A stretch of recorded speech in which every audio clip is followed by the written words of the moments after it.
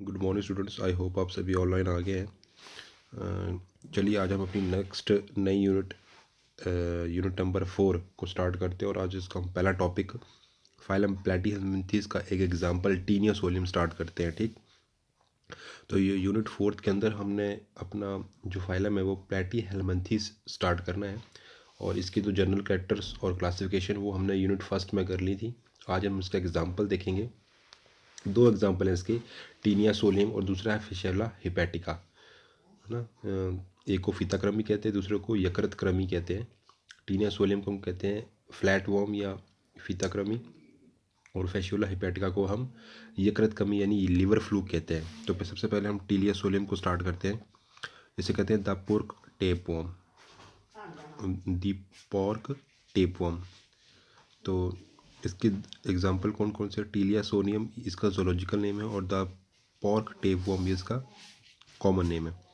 इसकी दो स्पीशीज़ है, टीलिया सोलियम जिसे कहते हैं पॉर्क टेपवर्म और दूसरा है टीनिया सेजिनाटा, इसे कहते हैं बीफ टेपवर्म। ठीक है, पॉर्क का मतलब होता है जो भी आपके डोमेस्टिक जो एनिमल्स होते हैं, जो मवेशी होते हैं, उनके अंदर ये रहता है। और बीफ मतलब पिग, जो आपका सुअर होता है उसके अंदर मिलते हैं। तो ये वाली जो स्पीशीज़ है टीनिया सेजिनेटा, ये आपको, ये इसका कॉमन नेम है बीफ टेपवर्म, यानी ये पिग के अंदर रहता है इसलिए इसका नाम ऐसे पड़ा बीफ टेपवर्म। और टीनिया सोलियम जिसे कहते हैं पॉर्क टेपवर्म, यानी कि जितने भी डोमेस्टिक आपके मवेशी होते हैं उनके अंदर मिलता है। ठीक, तो इसकी अगर हम क्लासिफिकेशन देख लें तो फाइलम प्लेटिहेल्मिन्थेस, क्लास सिस्टोडा, सब क्लास यूसिस्टोडा, ऑर्डर है इसका टिनोडियाई, फैमिली है टीनियाइडेई और जीनस है टीनिया और स्पीशीज़ है सोलियम। तो ये आपने याद कर लेना है। और डायग्राम में देखें तो सिंपल सा इसका डायग्राम है। इसके ऊपर हेड रीजन होता है जिसे स्कॉलेक्स कहते हैं। स्कॉलेक्स के जस्ट नीचे नेक और area of the proliferation. Scolex के जस्ट नीचे नेक होगा या उसको आप कह सकते हो एरिया ऑफ द प्रोलिफरेशन, मतलब वो हिस्सा जहाँ से ये प्रोलिफरेट होना शुरू होता है, मतलब बढ़ना शुरू होता है पीछे की तरफ, है ना। तो जैसे जैसे खंड इसके पीछे चलते जाएंगे वो मैच्योर होते जाएंगे और उम्र में बड़े होते जाएंगे। उसके जो आगे वाले सेगमेंट है, ठीक, जो स्टार्टिंग के सेगमेंट होंगे वो उम्र में छोटे हैं और इमेच्योर हैं, लेकिन धीरे धीरे जैसे जैसे वो खंड पीछे चलता जाएगा, नए बनते जाएंगे और पुराना वाला पीछे चलता जाएगा, वो मैच्योर होता जाएगा। तो स्टार्टिंग वाले कैसे, इमेच्योर प्रोग्लोटेड, और सेपरेशन को कहते हैं स्ट्रोबिला, जो इनके बीच में जो दीवार है। और आगे वाले आगे मेच्योर प्रोग्लोटेड, और लास्ट वाला होता है ग्रेविड।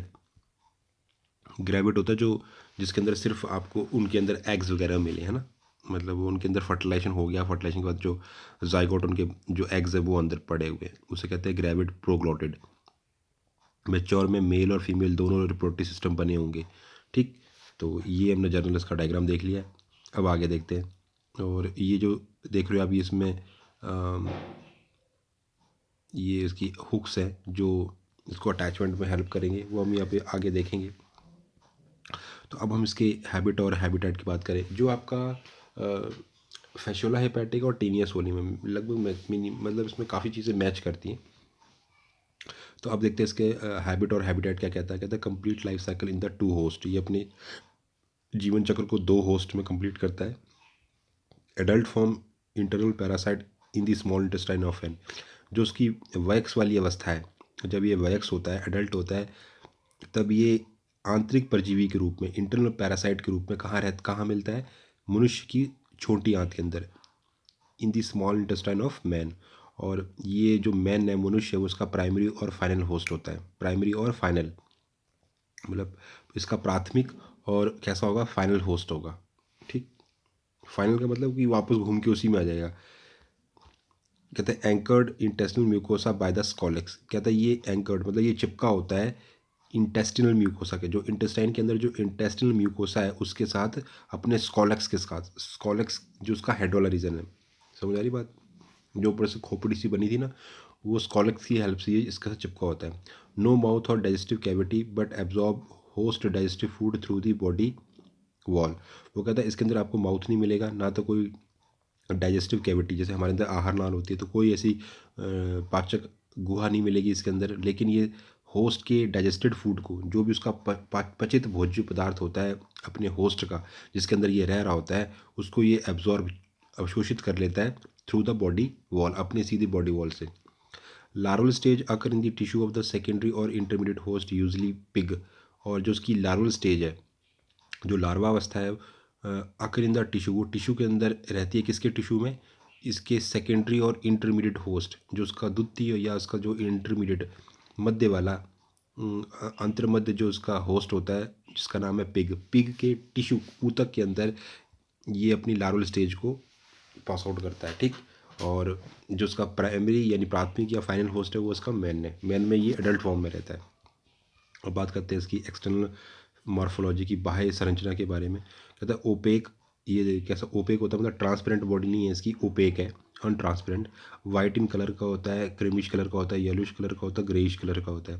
और 1 से 5 मीटर लंबा हो सकता है, चपटा होता है, फ्लैटेंड लाइक दी रिबन और टेप, जैसे हमारा रिबन होती है ना, या टेप होती है, उसकी तरह इसका डिज़ाइन होता है बॉडी का। 2 flat surface represent the dorsal और वेंट्रल सरफेस, इसकी बॉडी पे 2 फ्लैट सरफेस होते हैं, एक नीचे की तरफ एक ऊपर की तरफ। तो एक उसकी डॉर्सल साइड होती है और एक वेंट्रल सरफेस होती है। इतनी बात समझ आ गई। तो चलिए आगे चलते हैं। अब हम बात करते हैं सेगमेंटेशन की, कि इसकी बॉडी में जो हमें सेगमेंटेशन खंड मिलते हैं उनका क्या क्या रोल है और कितने टाइप में होते हैं।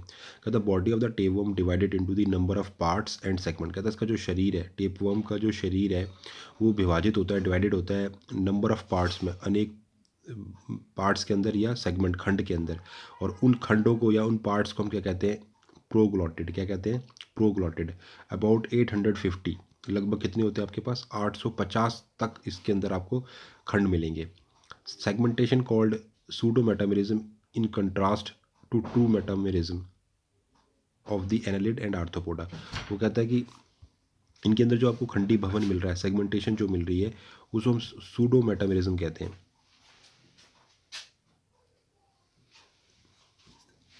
क्या बोल रहा है वो, कि सेगमेंटेशन जो इनके अंदर जो आपको एक सेगमेंटेशन देखने को मिल रही है, वो क्या कहलाती है, सूडो मेटामेरिज्म। क्यों कहलाती है सूडो, सूडो का मतलब होता है अर्ध, अर्ध कह सकते हो या झूठी कह सकते हो।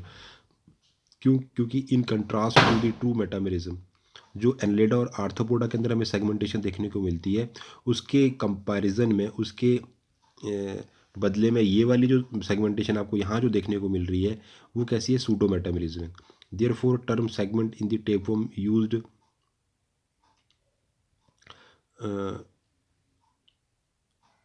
वो कहता है कि देयरफॉर जो आप टर्म यूज़ कर रहे हैं segment in tapeworm used सोलेली for, तो कहता है इस तरीके से हम टेपवर्म के अंदर जो टर्म सेगमेंट यूज़ कर रहे हैं, used has a सोलेली for the convenience, मतलब अपनी आसानी के लिए हम ये टर्म यूज़ कर रहे हैं। कहता है entire body divisible into 3 distinct part, हम इसकी बॉडी को 3 पार्ट में डिवाइड कर सकते हैं। फर्स्ट इज इंटीरियर स्कॉलक्स और हेड, दूसरा है अ शॉर्ट अनसेगमेंटेड नेक, और तीसरा ए सेगमेंटल स्ट्रोपिला। तो कहते हैं इसकी पूरी बॉडी को 3 डिस्टिंक्ट, 3 विभेदित हिस्सों में बांट सकते हो। पहला हिस्सा है इंटीरियर अग्र वाला स्कॉलेक्स, या जिसे हेड कह सकते हो। दूसरा है शॉर्ट, ये छोटा सा अनसेगमेंटेड नेक, नेक वाला जो हिस्सा है वो अनसेगमेंटेड है, मतलब उसमें खंड बहुत कम होते हैं क्योंकि वहाँ पे तो खंड बनना शुरू हो रहे हैं।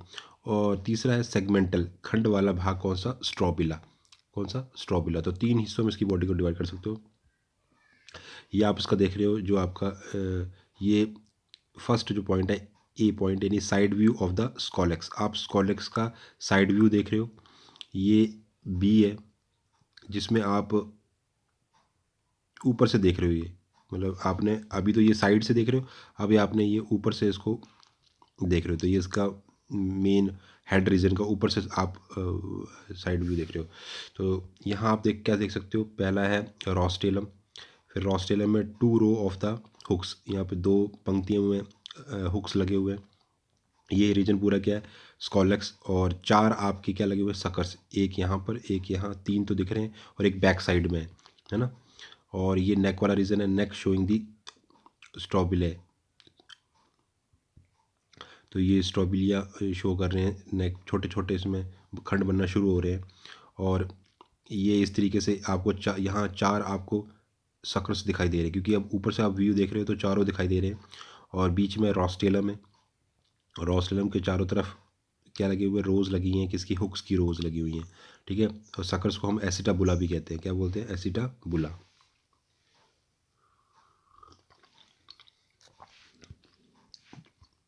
हुक्स इसमें दो टाइप के, एक है स्मॉल, एक है लार्ज।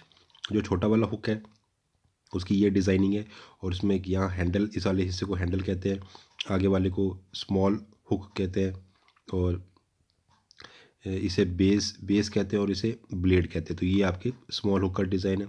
लार्ज हुक के डिज़ाइन में हैंडल थोड़ा काफ़ी हेल्दी है हैंडल, और ये बेस है, और ये इसका आगे ब्लेड है, ठीक। तो ये हो गया large hook.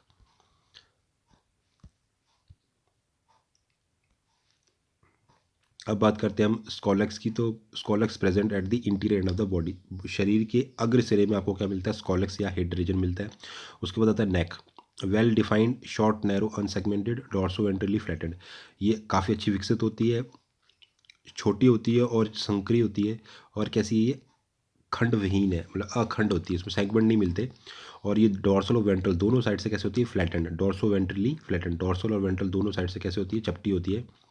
Neck termed has a budding zone, growth zone, area of the proliferation, area of segmentation. तो आप कहते हैं नेक को आप क्या क्या कह सकते हो, या तो बडिंग जोन कह सकते हो, जो बड बन रहे हैं फटाफट, ग्रोथ जोन भी कह सकते हो, एरिया ऑफ द प्रोलिफरेशन मतलब वहाँ से ये प्रोलिफरेट होना शुरू होता है, और एरिया ऑफ सेगमेंटेशन जहाँ से खंड प्रारंभ होते हैं, तो ये एरिया, ये नाम आप इसको दे सकते हो। नेक्स्ट है स्ट्रोबिला, कंसिस्ट 800 to 1000 सेगमेंट और proglottid, arrange linearly series in the chain like fashion. वो कहता है कि इसमें लगभग आपको 800 से लेकर 1000 सेगमेंट या प्रोग्लोटेड, सेगमेंट या प्रोग्लोटेड एक ही बात है, कोई भी दोनों नाम ले सकते हो आप। तो ये दोनों मिलते हैं, और ये अरेंज होते हैं एक सीरीज़ में, एक लाइन के अंदर, जैसे ट्रेन की लाइन, ट्रेन होती है ना, इंजन लगा होता है, आगे पीछे डब्बे लगे होते हैं, सेम वैसे ही सिस्टम है। ये लीनियर सीरीज एक पंक्ति में ये लगे होते हैं, और चेन लाइक फैशन में, जैसे चेन होती है। Proglottid unit part of the body enclosing a complete set of genitalia. तो कहता है प्रोग्लोटेड जो टर्म है वो हम कब बोलते हैं, ये बॉडी का वो पार्ट है जो अपने अंदर एक कंप्लीट सेट रखे जेनिटेलिया का, जिसके अंदर मतलब जो जन्नांग है उनका पूरा एक सेट है, मतलब मेल और फीमेल दोनों जन्नांग जब आपको एक खंड के अंदर मिले, तो वो ऐसा खंड क्या कहलाएगा आपका, प्रोग्लोटेड। उसके बाद है linear repetition of the proglottid termed has a proglottisation. वो कहता है कि आपको बार बार प्रोग्लोटेड की रिपीटेशन मिले एक चेन के अंदर, बार बार प्रोग्लोटेड आपके सेगमेंट आ रहे हैं जो कंप्लीट सेट है उनके पास, तो ऐसे सेगमेंट जिनके पास जो प्रोग्लोटेड है, मतलब जिनके पास जेनेटेलिया है, कंप्लीट सेट है जेनेटेलिया का, तब हम उन्हें कहते हैं प्रोग्लोटाइजेशन। क्या बोलते हैं, प्रोग्लोटाइजेशन, यानी जो प्रोग्लोटेड मतलब जेनिटल ऑर्गन्स।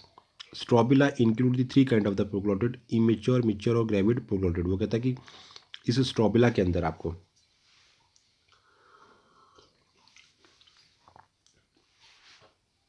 वो कह रहा है कि आपके पास जो ये स्ट्रोबिला है, स्ट्रोबिला आपको पता है जो आपकी जो टेप वर्म की जो बॉडी उसको अपने तीन हिस्सों में बांटा था। पहला था स्कॉलेक्स या हेड, दूसरा था अनसेगमेंटेड नेक, और तीसरी थी सेगमेंटेड स्ट्रोबिला। स्ट्रोबिला जो आगे की चेन है उसमें तीन प्रकार के आपको प्रोग्लोटेड मिलते हैं, एक तो इमेच्योर, एक मैच्योर और एक ग्रेविड प्रोग्लोटेड। तीन प्रकार के आपको मिलेंगे, एक मैच्योर, इमेच्योर, मैच्योर, और मतलब एक तो जो अभी मैच्योर नहीं हुआ है, एक पूरा मैच्योर हो चुका, और एक ग्रेविड प्रोग्लोटेड। क्या होते हैं तीनों, देख लेते हैं।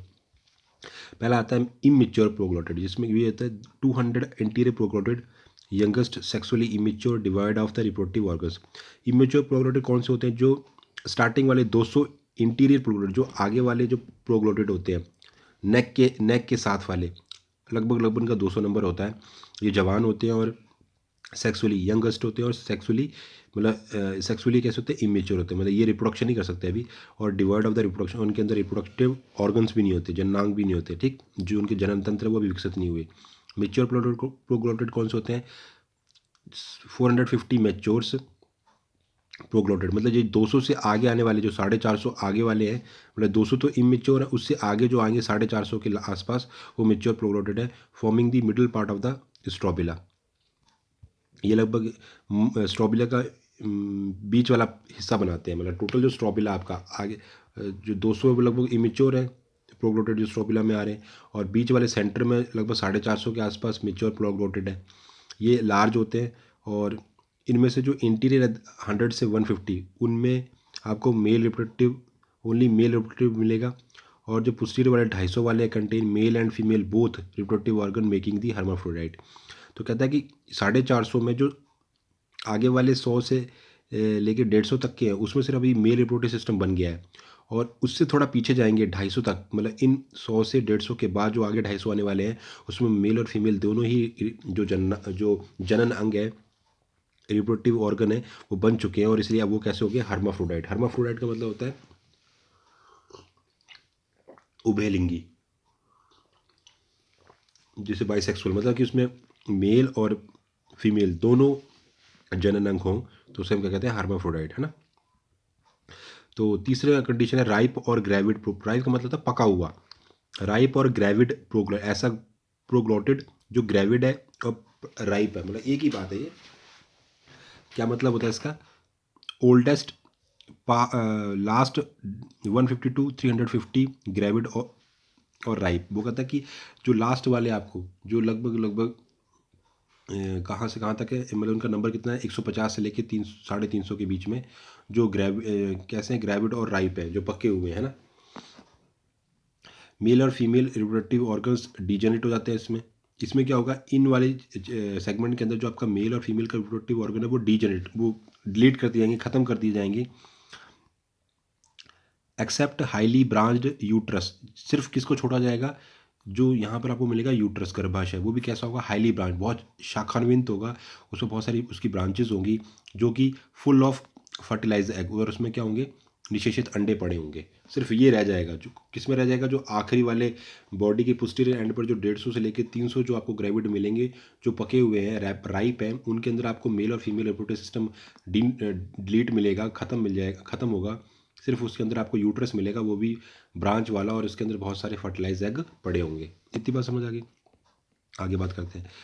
आगे टर्म आती है एपोलाइसिस। क्या मतलब होता है, a small group the gravid proglottid regularly detach from the posterior end of the strobila and passes out with the host feces, process called shedding और एपोलाइसिस। वो कहता है कि एपोलाइसिस का मतलब क्या होता है कि ग्रेविड के थोड़े थोड़े ग्रुप, जो आपके ग्रेविड प्रोग्लोटेड है ना, ग्रेविड मतलब जो आपके लास्ट वाले जो खंड है, सेगमेंट है, वो धीरे धीरे डिटैच होते रहते हैं ग्रुप में, जैसे 5 6 7 8 ऐसे ग्रुप में वो टूटते रहते हैं। मतलब जहाँ पर हेड लगा है स्कॉलक्स है, नेक के आगे ग्रेविड है, मतलब आपके प्रोग्लोटेड लगे हैं, तो जो आखिरी वाले हैं ना, वो धीरे धीरे टूट रहे हैं ग्रुप में, और कहाँ जा रहे हैं, passes out with the host faeces. और जो आपका होस्ट है, क्योंकि ये कहाँ रहते हैं, इंटेस्टाइन में, तो ये जो मल के साथ वो टूटा हुआ हिस्सा मल के साथ कहाँ चला जाता है, बाहर। ये प्रोसेस क्या कहलाता है, शेडिंग या एपोलाइसिस। क्या बोलते हैं इसको, एपोलाइसिस। अब बात करते हैं हम बॉडी वॉल की।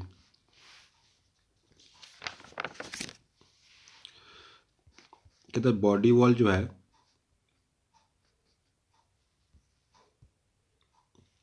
तो बॉडी वॉल में उसने क्या बोला, हमारे पास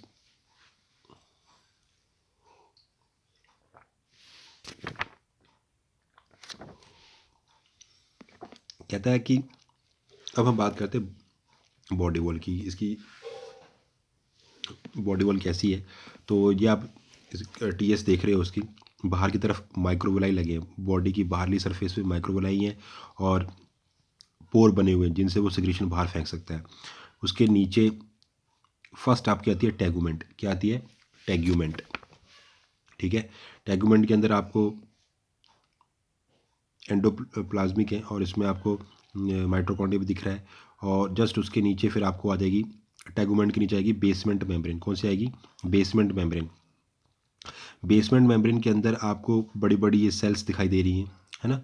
तो उसके अलावा यहाँ पर आपको सर्कुलर मसल्स, और ये जो ऐसे नीचे फ्लैट वाली हैं, उन्हें कहते हैं लॉन्गिट्यूडनल मसल्स। ये लंबवत पेशियाँ हैं, ये गोलाकार पेशियाँ हैं, ठीक है। सर्कुलर मसल्स हैं और ये लॉन्गिट्यूडनल मसल्स हैं, और ये बड़ी बड़ी सेल्स हैं जिनकी ब्रांचेज हैं ऊपर की तरफ खुल रही हैं। तो यहाँ बीच में गोल्जी बॉडी है, माइटोकॉन्ड्रिया है ना, और न्यूक्लियस है, फ्लैट सेल्स हैं, और प्रोटीन क्रिस्टलॉइड है, और ये सेल का नाम क्या है, टेगुमेंट सिक्रेटिंग मीसेनकाइमल सेल्स। ये टेगुमेंट को, ये जो ऊपर आपका टेगुमेंट वाला जो हिस्सा दिख रहा है ना, ऊपर वाला टेगुमेंट वाला हिस्सा, इसको बनाने में यही सेल है, इन्हीं सेल से सारा ये बाहर सिक्रेट आउट करते हैं और ये वाला हिस्सा बनता है। तो ये वाली सेल और ये एक जैसी है, तो मैंने एक के अंदर ये सारा सामान बनाया, इसके अंदर नहीं बनाया, तो आप बना सकते हो उसको। उसके अलावा लाइट स्टेनिंग सेल भी है, सॉरी हाँ, light staining pig cell science के बीच में। और ये है टेगुमेंट, और ये इनका नाम क्या है, टेगुमेंट सिक्रेटिंग मीसेनकाइमल सेल। क्या बोलते हैं इसको, टेगुमेंट सिक्रेटिंग मीसेनकाइमल सेल। तो दो इसमें मेन लेयर्स है, एक तो टेगुमेंट लेयर और दूसरी है बेसमेंट मेम्ब्रेन। तो जो टेगुमेंट है उसको बनाने में कौन हेल्प कर रहा है, आपकी ये जो मीसेनकाइमल सेल्स है, यही इसको सिक्रेट स्रावित करती है और इस हिस्से को बनाती है। ठीक, इतनी बात समझ आ गई। और बाहर की तरफ में क्या लगे, माइक्रोविलाई और पोर, तो यहीं से डायरेक्ट अवशोषित करती है चीज़ों को, जो भी बाहर की चीज़ें हैं, जो होस्ट के अंदर जब ये रह रहा होता है तो उसका जो पचित भोज्य पदार्थ होता है उसको वो बॉडी सरफेस से चूस लेता है। तो ये तो होगी बॉडी वॉल के बारे में। आगे देखते हैं, कहता है लैक दी ए सेलुलर और सिलेटेड एपिडर्मिस। कहता है कि लैक का मतलब होता है अनुपस्थिति होना किस चीज़ की, कहता है जिसमें ए कोश की और ए सेलुलर और सिलिएटेड एपिडर्मिस। इसमें क्या होता है कि ए सेलुलर और सिलिएटेड एपिडर्मिस आपको नहीं मिल, एपिडर्मिस नहीं मिल रही बाहर की तरफ, जबकि ज़्यादातर क्या मिलता है, एपिडर्मिस मिलती है, यहाँ मिल रहा है टेगुमेंट। तो यहाँ पर सिलिएटेड यानी कि कशाब युक्त एपिडर्मिस या ए सेलुलर एपिडर्मिस नहीं होती। Layer of the body wall from surface, सबसे पहले आपको मिलेगा टेगुमेंट, फिर बेसमेंट मेम्ब्रेन, फिर इन टेगुमेंट्री मसल्स और उसके बाद उसके अलावा पैरेन्काइमा। ठीक, तो ये आपको चार हिस्से मिलेंगे बॉडी वॉल के अंदर। पहला आपका हिस्सा कौन सा होगा, टेगुमेंट का, बेसमेंट मेम्ब्रेन का, फिर इन टेगुमेंट्री मसल्स मिलेंगी और उसके अलावा पैरेन्काइमा। मतलब कि ये आपका होगा टेगुमेंट, ये वाला हिस्सा हो गया यहाँ से यहाँ तक का बेसमेंट मेम्ब्रेन, यहाँ से लेके यहाँ तक का जो हिस्सा है वो हो जाएगा आपका पैरेन्काइमा। क्या कहलाएगा, पैरेन्काइमा। ठीक, और बीच में क्या हो जाएंगी इंटेगुमेंट्री मसल्स, जी आपकी जो इंटेगुमेंट्री मसल्स हैं, जैसे सर्कुलर मसल्स, लॉन्गिट्यूडल मसल्स और ये वाली जो फाइबर वाली हैं, तो ये मसल्स हो जाएंगी। तो ये चार चीज़ें आपको मेनली इसकी बॉडी सरफेस में मिलेंगी। तो layer of the body wall from surface, surface से लेके एंड तक हमें ये मिलेगा। उसके बाद कहते जो टेगुमेंट है, resistance layer, protein, calcium carbonate और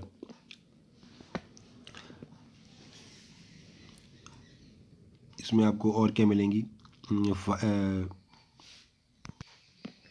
कहता है इसमें आपको क्या क्या मिलेंगी, protein, calcium carbonate, fine cross, पतली पतली नलिकाएं मिलेंगी अंडर द लाइट माइक्रोस्कोप। जब आप उसको माइक्रोस्कोप के अंडर में देखोगे, अब हम किसकी बात कर रहे हैं, टेगुमेंट की, जो सबसे बाहर वाली लेयर थी, कि रेजिस्टेंस लेयर, ये एक प्रतिरोधक लेयर होती है, मतलब उसको रक्षा करती है उसकी शरीर की।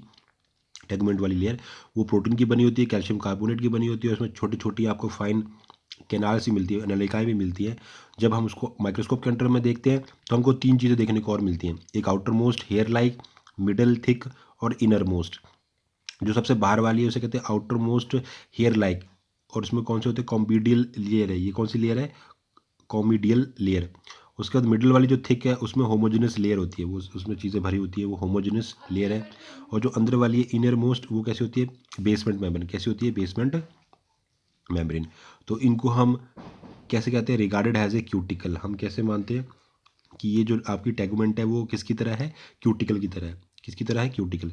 रेस्पिरेशन की बात करें तो इसका रेस्पिरेशन कैसा है, एनारोबिक, बिना ऑक्सीजन के, और एन ऑक्सीबायोटिक है। कैसा है, एन ऑक्सीबायोटिक या एन एरोबिक, एक ही बात है। एन ऑक्सीबायोटिक मतलब बिना ऑक्सीजन वाला।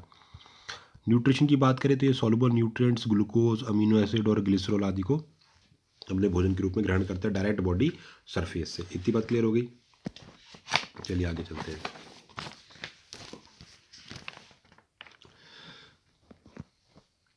अब बात करते हैं हम इसके उत्सर्जन तंत्र के बारे में, excretory and osmo regulatory system.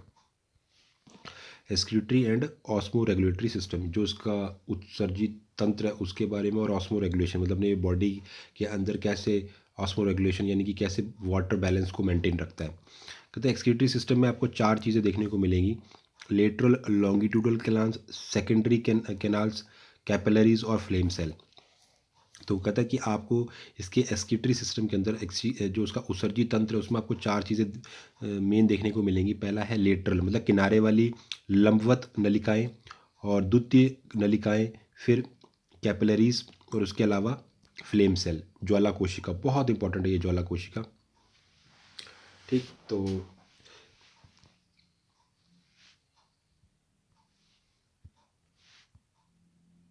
कहते हैं जो डॉर्सल कैनाल्स होती है, जो डॉर्सल कैनाल यानी कि जो आपकी अधर वाली जो है, अधर सरफेस वाली है, वो कहाँ मिलेगी आपको? अग्र पार्ट पे, इंटीरियर पार्ट की तरफ। जो वेंट्रल कैनाल्स है वो आपको कहाँ मिलेंगे? Extend along the entire length. वो आपको शरीर की पूरी लेंथ के हिसाब से, जितना लंबा उसकी बॉडी है, लंबी लेंथ है, उसके हिसाब से वेंट्रल वाली जो है वो पूरे शरीर में फैली है। लेकिन जो डॉर्सल कैनाल है वो सिर्फ आपको अग्र वाले हिस्से में ही दिखाई देंगी। ठीक, तो हम ये इंटीरियर एक्सक्रीटरी सिस्टम को इंटीरियर एंड पर देख लें। तो ये तो रॉस्टेलम है ऊपर, और यहाँ पर हुक्स की पंक्तियाँ लगी हुई हैं। उसके अलावा ये है नेफ्रिडिल पिलक्स, और ये क्या है? सकर से लगे हुए, ये क्या है? नेफ्रिडिल पिलक्स, जहाँ पर उसका गुच्छा बना हुआ है नेफ्रिडिल का। उसके अलावा ये वाली कौन सी? बाहर वाली वेंट्रल वेसल्स, और अंदर वाली कौन सी है? Dorsal vessel. दोनों को एक साथ हम क्या बोलेंगे? Two lateral longitudinal excretory canals और कलेक्टिंग ट्यूब्यूल्स। क्या बोलेंगे? दो क्या है ये? लेटरल। लेटरल होता है जो आपके शरीर का बगल वाला हिस्सा होता है ना, जिससे आपका अधर और पृष्ठ मिलते हैं, या जिसका जहाँ पर आपकी डॉर्सल और वेंट्रल साइड आपस में मिलती है।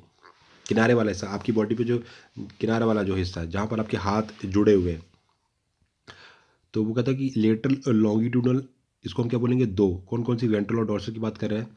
तो टू लेटरल लॉन्गिट्यूडनल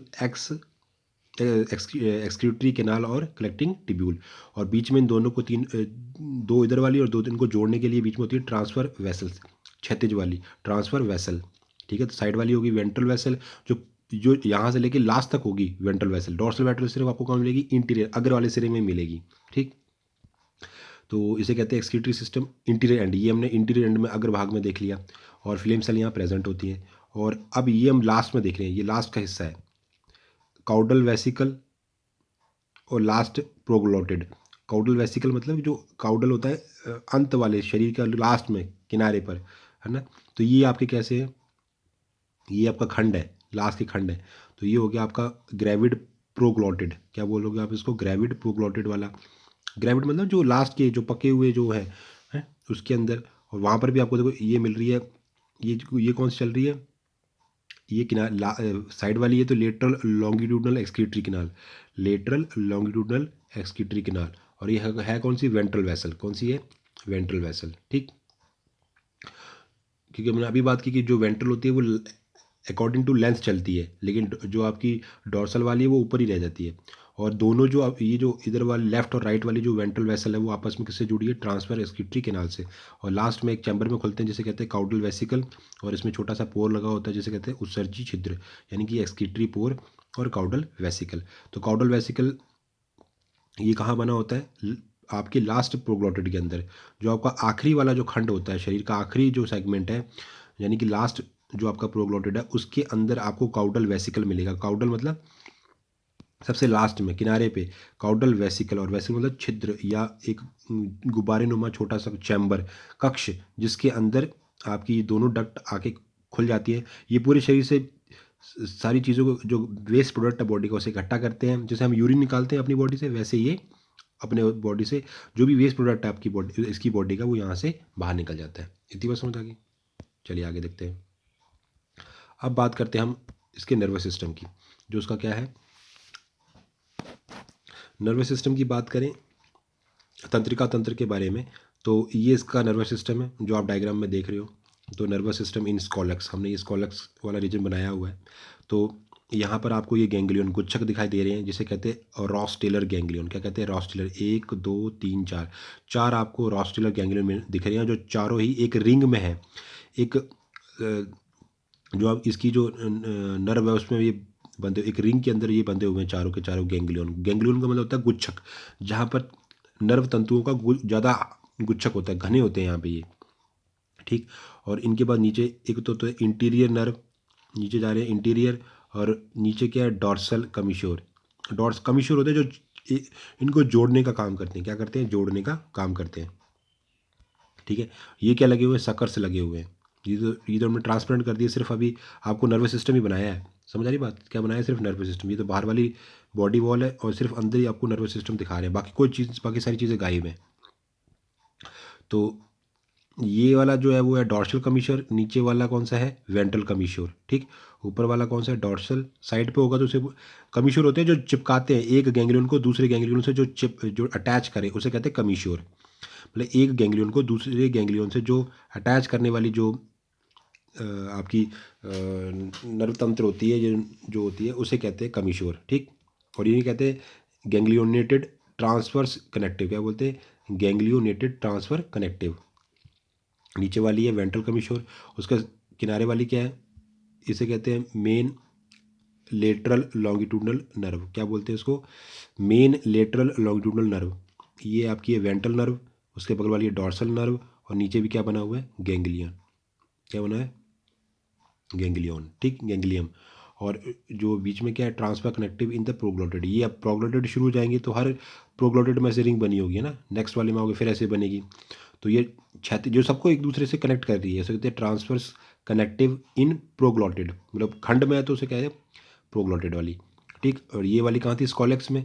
तो ये क्या आपकी गैंग्लियोनेटेड ट्रांसफर्स कनेक्टिव, जो सभी को चिपका रही है। ठीक, ये बात समझ आ गई? ये डायग्राम है, सभी के डायग्राम इंपॉर्टेंट है, जो भी मैंने पीछे अभी तक करवाए हैं आपको, तो सब इसको सबको ड्रॉ करो और एग्जाम में ये ऐसा डायग्राम ही आएगा आपको। तो अगर आपको डायग्राम पता है तो बस जो जो मैं बोलता जा रहा हूँ वैसे वैसे अपने इसके बारे में लिखते जाना है, कोई बड़ी बात तो है नहीं। ठीक, चलिए आगे देखते हैं। अब हम बात करते हैं इसके जनन तंत्र की, रिप्रोडक्टिव सिस्टम। तो सबसे बड़ी बात ये कैसा होता है? हर्माफ्रोडाइट। कैसा होता है? हर्माफ्रोडाइट, यानी कि मेल और फीमेल दोनों जो उसके रिप्रोडक्टिव ऑर्गन है, जनन तंत्र है, वो आपको एक में मिलेंगे। अगला, eight maturity contain complete set of male and female reproductive organ. कहते हैं जब ये मेच्योर हो जाता है, मेच्योरिटी के ऊपर इसके पास आपको कंप्लीट सेट मिलेगा मेल और फीमेल जनन तंत्र का, यानी रिप्रोडक्टिव ऑर्गन्स का।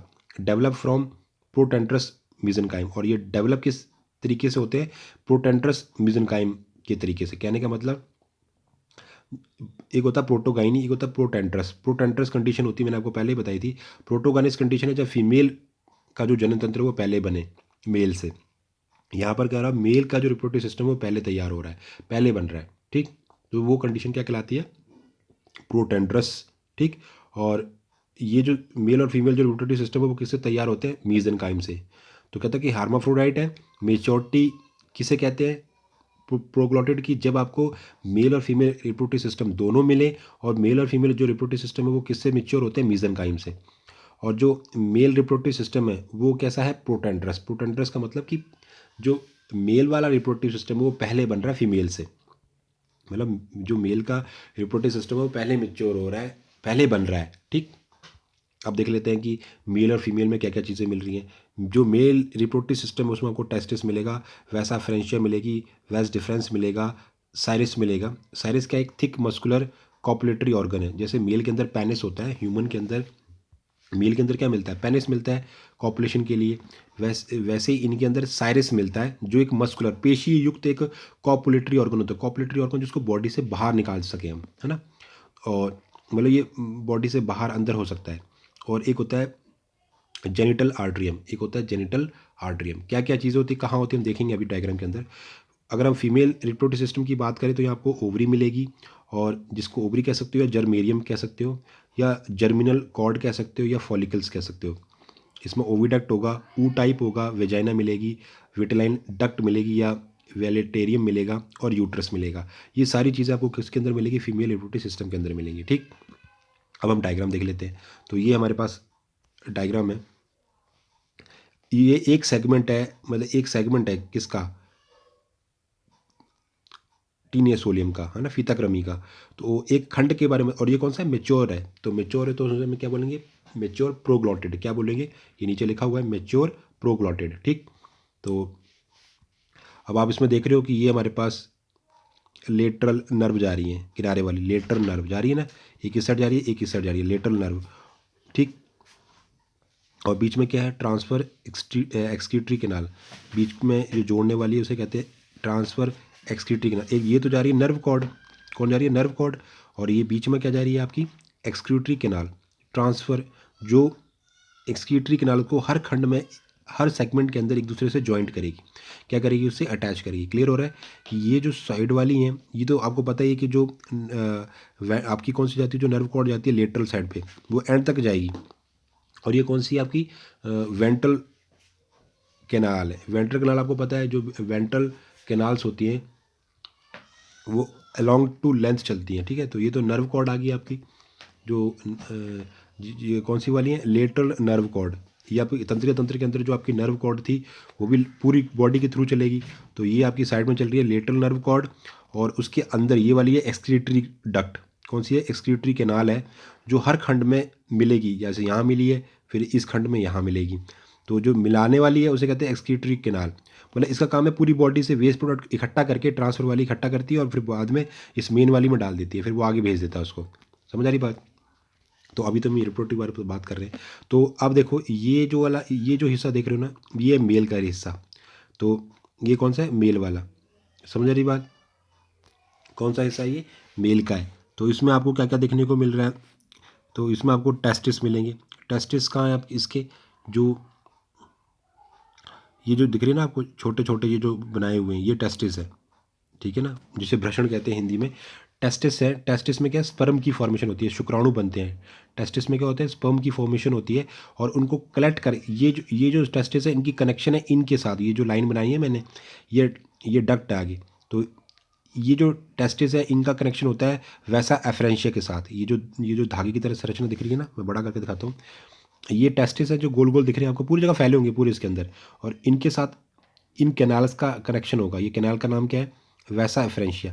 क्या नाम है, वैसा एफरेंशिया। वैसा एफरेंशिया आगे जुड़ के, आगे जाके किससे जुड़ती हैं, वैसा डिफरेंस के साथ। वैसा एफरेंशिया आगे जाके किससे जुड़ती है, वैसा डिफरेंस के साथ। किसके साथ जुड़ती है, वैसा डिफरेंस के साथ। ये जो आपकी वैसा डिफरेंस है, बात समझ आ रही है। मतलब बहुत सारे ये बने हुए, मतलब अगर मैं आपको बना के दिखाऊं, एक मिनट रुकिए आप, अगर मैं आपको बना के दिखाऊं,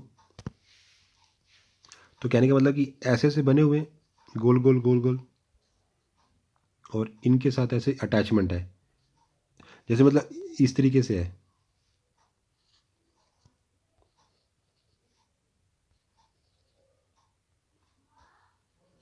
ठीक है ना। ऐसे करोड़ों बने हुए हैं, और लास्ट में जाके वो इसका साइज थोड़ा बड़ा हो गया, ठीक है ना।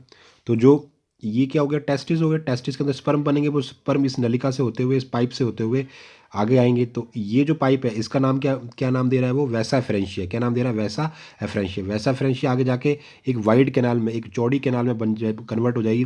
फिर इस चौड़ी कैनाल को क्या बोलोगे, वैस डिफरेंस। क्या बोलोगे, वैस डिफरेंस। फिर ये आके यहाँ तक आएगी, वैस डिफरेंस। यहाँ पर ये देख रहे हो आप, एक्स्ट्रा लगा हुआ है, ये इसे कहते हैं साइरस और पेनिस। क्या बोलते हैं, साइरस और पेनिस। ये क्या है, साइरस है। साइरस का मतलब ये मस्कुलर जो ऑर्गन है, muscular copulatory organ. Muscular copulatory organ मतलब ये कॉपुलेशन के टाइम जब वो मीट करेगा दूसरी फीमेल, मतलब जब उसने स्पर्म बाहर निकालने हैं, तब ये जो पार्ट है ये इसकी बॉडी से बाहर आ जाएगा, यहाँ से इस चैम्बर से ये बाहर आ जाएगा। तो इसीलिए इसको मतलब इसको संज्ञा दी गई है, इसको माना गया है कि जो मनुष्य के अंदर, मेल के अंदर पेनिस होता है, उसकी तरह ये काम कर रहा है, वर्किंग कर रहा है। तो उसको क्या बोलते हैं, साइरस और पेनिस। और उसके अलावा ये क्या है, जेनिटल आर्ट्रियम। इसको इतने वाले चैम्बर को, यहाँ तक के चैम्बर को क्या बोल रहे हैं, जेनिटल आर्ट्रियम। क्या बोल रहे हैं, जेनिटल आर्ट्रियम, जिसमें मेल और फीमेल दोनों पोर आके ओपन होते हैं। उसके आगे कॉमन पोर है, ठीक है, ये वाला, इसको क्या बोल रहे हैं, इसको इस वाले चैम्बर को क्या बोल रहे हैं, जेनिटल आर्टरियम। और इसको क्या बोल रहे हैं, गोनोपोर, कॉमन गोनोपोर। क्या बोल रहे हैं, कॉमन गोनोपोर, ठीक। तो उसके अलावा ये तो हो गया मेल की बात। अब हम फीमेल के बारे में बात कर लें। जो फीमेल की जो बॉडी है उसमें आप ये देख रहे हो, ये सबसे पहले क्या है, यूट्रस। क्या है ये, यूट्रस। यूट्रस कैसा है, जैसे पत्ती की आकृति का, बहुत बड़े पूरे उसमें फैला हुआ है। और जब ये फर्टिलाइज एग हो जाएंगे तो ये पूरे उसमें ही फैल जाएगा। तो ये यूट्रस, यूट्रस में क्या पड़े हुए हैं, फर्टिलाइज एग कैप्सूल। फर्टिलाइज कब कैसे होंगे, जब जब इसको एग्स मिल जाएंगे, ठीक है ना, सॉरी स्पर्म मिल जाएगा, स्पर्म फ्यूज़ करेगा ओवम को। तो वो कहाँ, पहले तो ओवम एग्स कहाँ होते हैं, पहली बात करें हम ओवरी की। ओवरी कहते हैं इसको, जर्मेरियम भी कहते हैं। ये क्या है, ओवरी दो है, एक लेफ्ट और राइट साइड, दोनों साइड ओवरी हैं। ये क्या है, ओवरी। ओवरी के अंदर क्या है, भरे हुए हैं। ओवरी के अंदर आपको क्या मिलेंगे, एग्स मिलेंगे, ठीक है ना, ठीक। तो ये दोनों ओवरी एक ब्रिज के द्वारा जुड़ी हुई हैं, उसे कहते हैं ओवेरियन ब्रिज। क्या बोलते हैं? Ovarian bridge. ठीक है, तो ये दोनों दो ओवरी हैं, दोनों ओवरी के अंदर आपको क्या मिल रहे हैं? एग्स मिल रहे हैं, एग्स एग्स भरे हुए हैं, और ये दोनों ओवरी आपस में जुड़ी हुई हैं, जिसका नाम है ओवेरियन ब्रिज। ठीक, ओवरी है, ओवरी के बाद आगे हम चलें तो ये क्या है? ओविडक्ट। इनकी एक एक कॉमन नलिका है जिसे हम बोल रहे हैं ओविडक्ट। क्या बोल रहे हैं? ओविडक्ट। ओविडक्ट के बाद यहाँ नीचे एक चैम्बर दिख रहा है, जो बड़ा सा चैम्बर है, उस चैम्बर को कहते हैं ऊ टाइप। क्या बोलते हैं? ऊ टाइप। ऊ टाइप के चारों तरफ एक ग्रंथि होती है, ग्लैंड होती है, उस ग्लैंड का नाम क्या होता है? मेहलिस ग्लैंड। क्या बोलते हैं? मेहलिस ग्लैंड। क्या नाम दिया होता है? मेहलिस ग्लैंड। मैं ये जो ऊ टाइप है, ऊ टाइप फिर एक नलिका के द्वारा नीचे जाती है, और इस नलिका का नाम होता है विटेलाइन डक्ट। क्या नाम है इसका? Vitelline duct. और विटेलाइन डक्ट आगे जाके एक अलग दूसरी ग्रंथि से अटैच होती है, जिसका नाम है विटेलाइन ग्लैंड। क्या बोलते हैं इसको हम? Vitelline gland. तो विटेलाइन ग्लैंड के अंदर जो सिक्रीशन होता है वो यहाँ आ जाएगा ऊ टाइप के पास। ऊ टाइप में भी, ऊ टाइप के ऊपर भी एक ग्लैंड लगी हुई है जिसे कहते हैं मेलिस ग्लैंड। वो भी अपना सिक्रीशन यहाँ फेंकती है, अपना श्रावण यहाँ डालती है। ये भी अपना श्रावण विटेलाइन डक्ट की हेल्प से, इस नलिका की हेल्प से यहाँ डाल देता है। ठीक, और ये क्या? ओविडक्ट है, ये हमारी ओवेरियन ब्रिज है जो दो ओवरियों को जोड़ रहा है। इतनी बात क्लियर होगी। उसके बाद ये एक डक्ट एक्स्ट्रा है जो इस ओविडक्ट के साथ अटैच है। इस इतनी डक्ट को, इतने वाले हिस्से को हम क्या बोलते हैं? Fertilization duct. यहाँ पर निषेचन होता है, मतलब यहाँ पर आपका मेल और फीमेल दोनों फ्यूज़ होंगे, मेल और स्पर्म और मेल फीमेल ओवम, यानी जो एग और जो आपका स्पर्म है, शुक्राणु, और जो अंडा है, वो दोनों यहाँ पर फ्यूज़ होंगे, तो ये इसे कहते हैं फर्टिलाइजन डक्ट। उसके ऊपर ये है आपकी सेमिनल रिसेप्टिकल। ये कौन सी है? सेमिनल रिसेप्टिकल। सेमिनल रिसेप्टिकल का मतलब यहाँ पर आके स्पर्म आके स्टोर होंगे। बाहर से जब स्पर्म आएगा तो वो यहाँ आके स्टोर हो जाएगा। समझ आ रही बात? बाहर से जब स्पर्म आएंगे तो वो यहाँ के स्टोर हो जाएंगे। और ये क्या है? वेजाइना। क्या है ये? वेजाइना। मतलब जब भी स्पर्म आएंगे वो यहाँ के रिलीज़ होंगे, और रिलीज़ होकर वो यहाँ के स्टोर हो जाएंगे। स्टोर होने के बाद वो आगे आएंगे, यहाँ से एग आ जाएगा। एग दोनों दोनों क्या होंगे? फर्टिलाइज होंगे। फर्टिलाइज होने के बाद उन्हें यहाँ पे जो जितने भी जो आपके पास लिक्विड है, वो जो यहाँ पर सिक्रेट किए गए हैं, चाहे वो मेलिस ग्लैंड से आए हैं, चाहे विटेलैंड, वो दोनों उसके ऊपर लग जाएंगे, फिर वो वापस यहाँ चले जाएंगे। कहाँ पर? यूट्रस के अंदर। ये आपके फर्टिलाइज्ड एग या कैप्सूल है, फिर धीरे धीरे ये मेच्योर होंगे। इतनी बात क्लियर होगी? समझ आ गई बात? चलिए, ये सारी चीज़ें क्लियर होगी, आगे चलते हैं।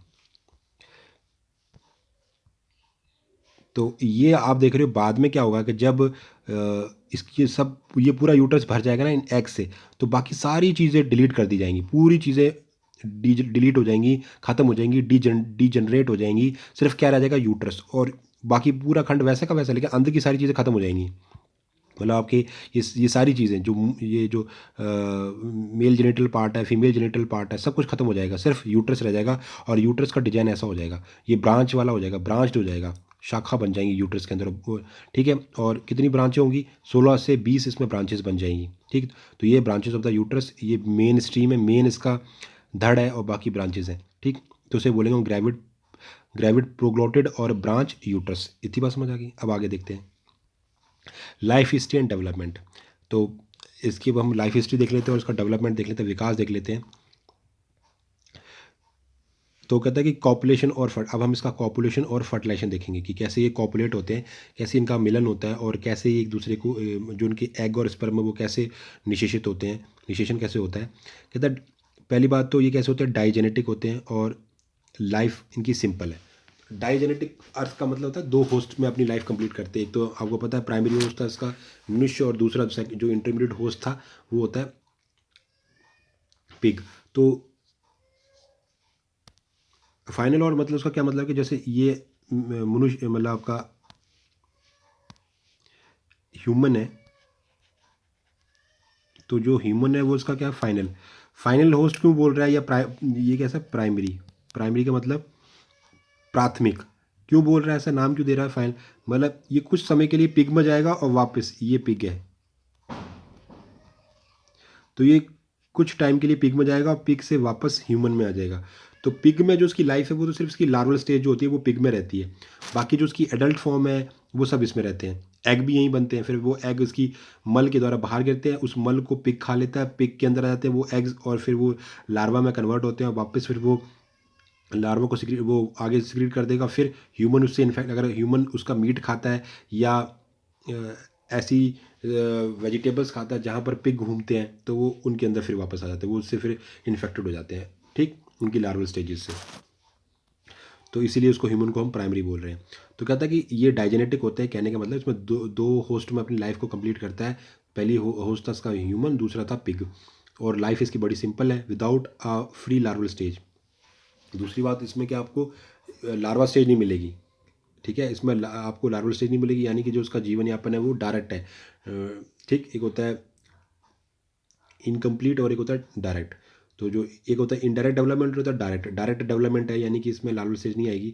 फर्टिलाइजेशन होता है इसका कॉपुलेशन के थ्रू, मतलब इसका जो फर्टिलाइजेशन है वो कैसा होगा, कॉपुलेशन, मतलब कि कॉपरेट करेंगे, मेल और फीमेल आपस में मिलेंगे, और वो सेल्फ भी हो सकता है, क्रॉस भी हो सकता है। कहने का मतलब है या तो बगल में एक और टेप वॉर्म आए, और टेप वॉर्म का जो यहाँ पर जैसे जैसे एक खंड, तो मतलब एक तो ये है आपका, बात समझ आ रही है, एक आपका ये, और यहाँ पर भी ऐसे सेगमेंट हो, ऐसे ये खड़ा हुआ है, ठीक है, और इसके यहाँ भी ऐसा है। तो जैसे माना कि ये कैसे होता है, मेल प्रोटेंडरस होता है, मतलब जैसे माना कि इसके अंदर जो है ये वाला जो आपका टीनिया सोलियम है, उसका फीमेल पार्ट मैच्योर है, और अब आपको पता मेल पहले बनता है, तो यहाँ पे मेल का जो मैच्योर पार्ट बन चुका है, तो ये अपने स्पर्म को यहाँ डाल देगा, ठीक है, अपने स्पर्म को यहाँ ट्रांसफ़र कर देगा। ट्रांसफ़र कैसे करेगा, with the help of Cyrus, यानी पेनिस की हेल्प से अपने स्पर्म को यहाँ डाल देगा, और स्पर्म आगे चले जाएंगे, यहाँ फर्टिलाइजेशन हो जाएगा।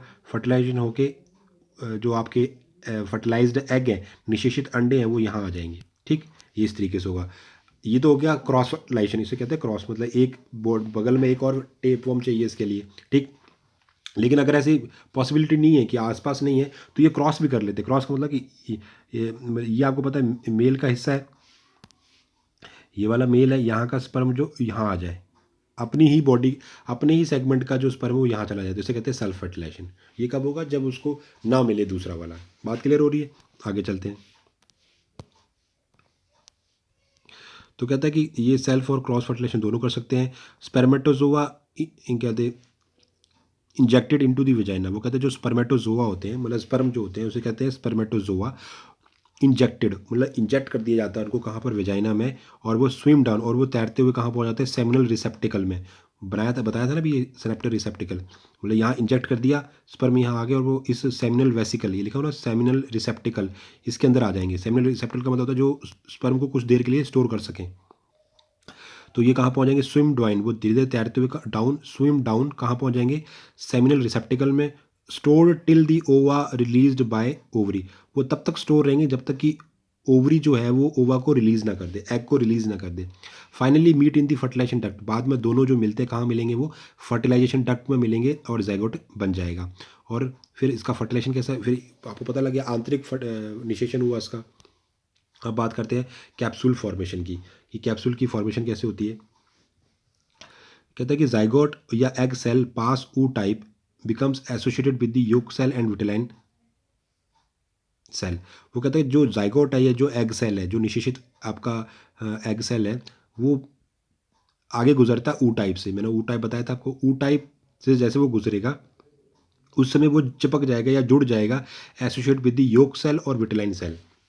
किससे जुड़ जाएगा, योक सेल और विटेलाइन सेल से। ये देखो जैसे यहाँ पर जैसे ही आपकी दोनों की मीटिंग हुई, यहाँ ये फर्टिलाइजेशन डक्ट है आपकी, यहाँ पर स्पर्मा, यहाँ से ओवम आए, दोनों मिलने के बाद वो ऊटोप में आएंगे। ऊ टाइप में आते ही यहाँ पर मेलिस ग्लैंड और विटेलाइन डक्ट से जो स्रावित द्रव्य होगा उसके चारों तरफ वो चिपक जाएगा, है ना, उससे वो ले लेंगे जो। तो कहता है कि वो एसोसिएटेड विद मतलब चिपक मतलब उससे संबंध हो जाएगा किससे, योक सेल से और विटेलाइन सेल से। इनक्लोज्ड इन दी क्रॉनिक मेम्ब्रेन और शेल। तो वो कहता है कि जो आपका एग या जो जाइगोट है वो एक क्रॉनिक मेम्ब्रेन या शेल मेम्ब्रेन के अंदर इनक्लोज्ड हो जाएगा। मतलब कि जो आपका जाइगोट था, माने ये मेरा जाइगोट है, अब विटेलाइन मेम्ब्रेन और जो आपकी मेलिस ग्लैंड है वो उसके ऊपर सिक्रीशन डालेंगी, तो उससे वो एक चैम्बर के अंदर बंद हो जाएगा, और उस एक शेल के अंदर, उसको बोलोगे शेल या क्रॉनिक मेम्ब्रेन। क्या बोलोगे, शेल या क्रॉनिक मेम्ब्रेन। तो now capsule passes into the uterus lubricated by the malice gland, और बाद फिर वो उस कैप्सूल को हम आगे यूट्रस में भेज देंगे जो कि मेलिस सिक्रीशन से लुब्रिकेट होगा। मतलब मेलिस ग्लैंड आपका सिक्रीशन फेंका हुआ है तो उससे वो लुब्रिकेट हो जाएगा, मतलब वो सॉफ्टली ईजिली अंदर जा सके, है ना। अब आगे देखते हैं अब यूट्रस में क्या कहानी होगी अंदर। तो अब जाइगोट बन गया, तो साथ में योक लगा हुआ जो उसको न्यूट्रिशन दे रहा है, बीच में आपका क्या है, ये एग सेल और जाइगोट है। तो ये आपका जाइगोट, और जाइगोट के बाद ये एग सेल और क्रोनिक मेम्ब्रेन बनी है। तो zygote in the egg cell, ये इसके ऊपर क्रोनिक मेम्ब्रेन लगी हुई है या शेल मेम्ब्रेन लगी हुई है, बीच में क्या है, योक सेल है, और बीच में क्या पड़ा हुआ आपका जाइगोट पड़ा हुआ है। अब क्या होगा, 2 सेल स्टेज आएगी, 2 सेल बन गई, एक बन गई एम्ब्रियोनिक सेल, दूसरी बन जाएगी मायोमियर, ठीक है, क्या बन गई, सॉरी मेगामियर, ठीक है। तो ये जो बड़ी वाली है उसे मेगामियर, और दूसरी क्या है, एम्ब्रियोनिक सेल, और साथ में योग पड़ा हुआ जो साथ साथ में उसको न्यूट्रिशन देता रहेगा। फिर आएगी अर्ली मोरुला स्टेज, मोरुला में बहुत सारी सेल्स बन जाएंगी, बाहर की तरफ मेगा, अंदर की तरफ माइक्रो, ऊपर की तरफ मीजो, 3 टाइप की, मतलब सबसे बड़ी मेगा, उससे छोटी मीजो, और बीच में माइक्रोमेर्स, और साथ में आप देख रहे हो जो योग है वो थोड़ा थोड़ा कम रह गया है ना। अगली स्टेज में क्या होगा, बाहर में क्या है, योकी मेगामियर्स है, बीच में क्या है, एम्ब्रियोफोर सिक्रेटिंग मीजोमियर्स, और बीच में क्या मोरुला। तो ये क्या, और थोड़ी थोड़ी अब योग सेल थोड़ी सी रह गई हैं, तो ये लेट मोरुला, ठीक। उसके बाद क्या होगा, फॉर्मेशन ऑफ द एम्ब्रियोफोर। अब ये बाहर क्या एग शेल है, बीच में आपका क्या पड़ा हुआ है, माइक्रोमियर्स, और साथ में ये क्या लगे, ये पूरा एक ही है एग, पूरे एक आपका मोरुला है बीच में, और साथ में साइड में क्या बन रही है, एम्ब्रियोफोर बन रहा है, ठीक। धीरे धीरे बाहर वाली जो मेम्ब्रेन है उसे कहते हैं एग शेल, और हमारी क्रॉनिक मेम्ब्रेन है उसके अंदर एम्ब्रियो फोर है आपका, ये एम्ब्रियो, ये है मेन आपका, बाहर तो ये कवरिंग है, उसको कवच है उसका, तो ये एम्ब्रियो फोर है। एम्ब्रियो फोर के अंदर ये आपकी एग शेल है ना, और फिर एम्ब्रियो फोर, उसके बाद अंदर आपका क्या बन रहा है, हेक्साकेंथ लार्वा, क्या बन रहा है, हेक्साकेंथ, और उस पर क्या लगे हुए, हुक्स लगे हुए, ठीक, क्या लगे हुए, हुक्स लगे हुए। अगले वाले स्टेप में जाओगे तो ये होता है यंग ऑन्कोफेयर, क्या बोलते हैं इसको, यंग ऑन्कोस्फेयर, और इसका नंबर कितना होता है, 3,000 से 40,000, कितने होते हैं, 30,000 से 40,000। जो अगला स्टेज आएगी वहाँ पर आपकी जो एग शेल है, ये बाहर वाली जो एग शेल है वो क्या हो जाएगी, वो यहाँ पे एब्सेंट हो जाएगी, एग शेल क्या हो जाएगी, खत्म हो जाएगी, क्रॉनिक मेम्ब्रेन। तो ऑन्कोस्फेयर विदाउट द एग शेल, मतलब एच वाली स्टेज के ऊपर ऑन्कोस्फेयर जो है वो बिना एग शेल वाला हो जाएगा। उसके बाद अब ये जो आई स्टेज पर, इसे बोलेंगे हम फ्री हेक्साकेंथ लार्वा। तो हेक्साकेंथ में क्या होगा, ये हुक्स बने हैं, ठीक। उसके बाद बाहर क्या है, ब्लैडर, फिर bladder worms with invagination of scolex, या इन्वेजिनेशन होगा, मतलब यहाँ की थोड़ी सी जो स्किन है वो अंदर धस जाएगी, इसे बोलोगे इन्वेजिनेशन, ठीक। तो बाहर क्या, ब्लैडर वॉल, बाहर ब्लैडर वॉल है, और ये है क्या, ब्लैडर। उसके बाद धीरे धीरे क्या होगा, ब्लैडर वॉर्म विद प्रोस्कॉलेक्स, अब इसमें हल्का सा प्रोस्कॉलेक्स बनना शुरू हुआ, ऊपर की तरफ उठना इसे, और ऊपर क्या लगे हुए हैं, हुक्स लगे हुए हैं, और बगल में क्या है, सकर्स बनेंगे धीरे धीरे, ये इन्वेजिनेशन हुई। उसके बाद ई वैजिनेशन होगी, ई वैजिनेशन बाहर पहले तो अंदर की तरफ धंसा था, बाहर की तरफ बाहर निकल रहा है फिर से, तो ये क्या है, इवेजिनेटिंग स्कॉलेक्स, क्या है ये, इवेजिनेटिंग स्कॉलेक्स। तो अभी ये वाला जो आप जो स्टेजेस देख रहे हो, ये वाली जो स्टेजेस है सेकेंडरी होस्ट के अंदर है, ठीक।